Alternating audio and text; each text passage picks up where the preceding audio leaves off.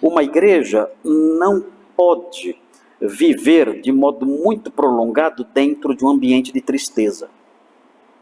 Isso não é saudável para uma igreja. Ela enfrentar problemas, como aconteceu em Antioquia, que enfrentou problemas sérios com a invasão de falsos mestres. Isso trouxe confusão, discussão, brigas e tristezas. E isso paralisou a igreja, nós aprendemos na sequência. Isso desanimou os irmãos e paralisou a todos. A tristeza na igreja faz isso. Então vejam, é interessante observar que o apóstolo Paulo, quando escreve aos Coríntios, em 2 aos Coríntios, veja aí, abra sua Bíblia em 2 aos Coríntios 2, a igreja de Corinto trouxe tristezas para o apóstolo Paulo. Isso durou algum tempo, mas é curioso observar que o apóstolo Paulo trabalhou para que isso passasse.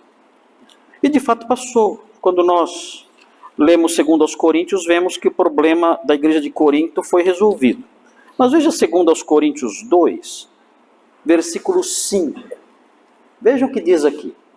Vejam como uma igreja pode passar por tristeza. A nossa igreja pode passar por tristezas. Problemas nos advêm e nós podemos ficar entristecidos. Pode acontecer de falsos mestres chegarem aqui e começarem a disseminar entre vocês mentiras. E haver conflito entre esses falsos mestres e os pastores da igreja. E isso gerar divisões, e brigas, e discussões, e tristezas, e desânimos. E nós termos que parar os nossos projetos. E termos que parar o trabalho de obtenção dos nossos alvos.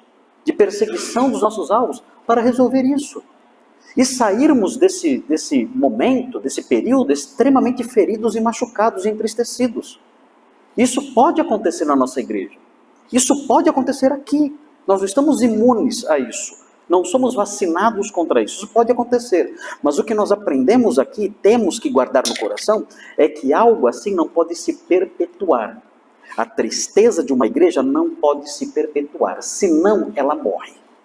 Então vejam aqui o que o apóstolo Paulo diz em 2 aos Coríntios, no capítulo 2, versículo 5. Ele fala assim: ora, se alguém causou tristeza, e notem, ele aqui está se referindo a um homem que realmente causou tristeza.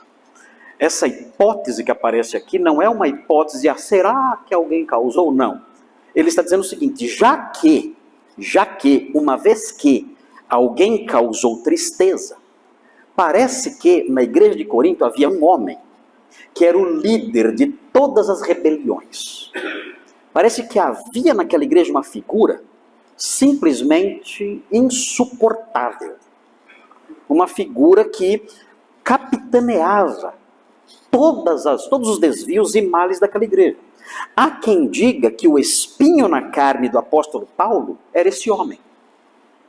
Há quem diga, olha, esse é o mensageiro de Satanás, esse é o espinho na carne do apóstolo Paulo. Não sabemos. Eu acho que não. Mas há quem diga que era isso. Essa figura, o texto diz, causou tristeza, diz o texto. E aí prossegue. Não o fez apenas a mim. Ele não era apenas um oponente do apóstolo Paulo que o criticava, o atacava, fazia calúnias contra o apóstolo Paulo. Várias calúnias. Caluniava o apóstolo Paulo por vários motivos. Dizia que o apóstolo Paulo ele pregava de um jeito em Corinto e de outro jeito em outros lugares, dependendo da conveniência. Uma imensa calúnia. Olha, ele muda o sermão dele dependendo do auditório. Dizia isso acerca dele. Ele prega com interesses financeiros. Ele prega com interesses financeiros. Ele é corajoso de longe nas cartas. Quando ele está aqui, é um ratinho. Ele é um leão lá longe. Aqui é um ratinho.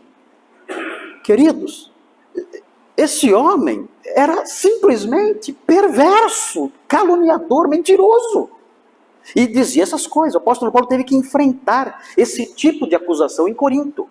E o texto diz, Paulo fala, ora, se alguém causou tristeza, não fez apenas a mim, mas para que eu não seja demasiadamente áspero, digo que em parte a todos vós. Toda a igreja foi atingida pelo trabalho desse homem.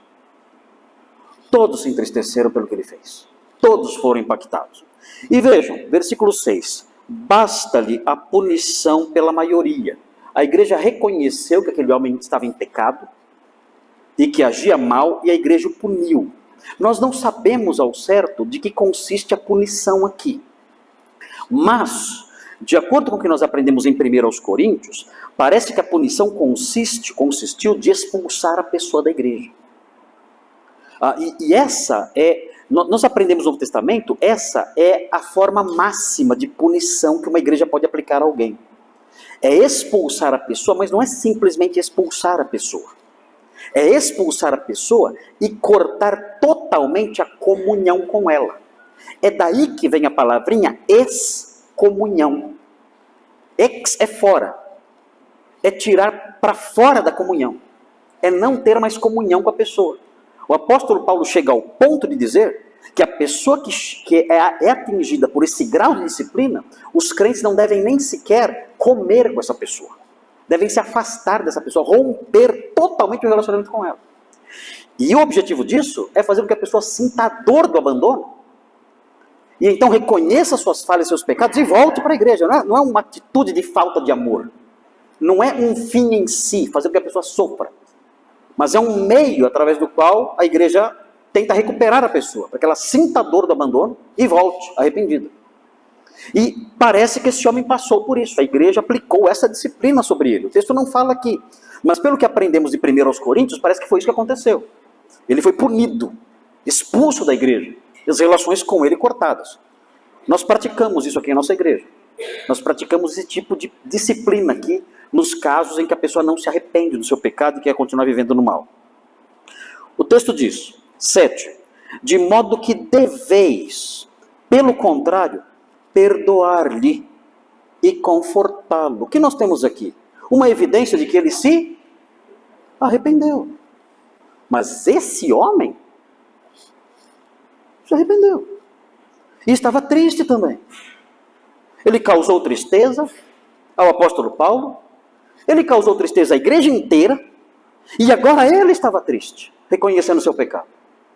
E o apóstolo Paulo então diz, olha, chega de punição, ele se arrependeu, vocês devem perdoá-lo e devem confortá-lo, para que não seja o mesmo consumido por excessiva tristeza. Todos estão tristes. Eu triste, a igreja triste, agora ele triste também.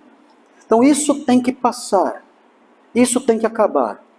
Perdoem esse homem, restaurem esse homem, consolem esse homem para que a alegria dele seja restaurada, e todos nós, toda a igreja vai virar essa página. Nós não podemos estacionar nisso. Essa fase de crise, de tristezas, de problemas tem que passar. Temos que virar essa página. O texto continua no versículo 8. Pelo que vos rogo que confirmeis para com ele o vosso amor.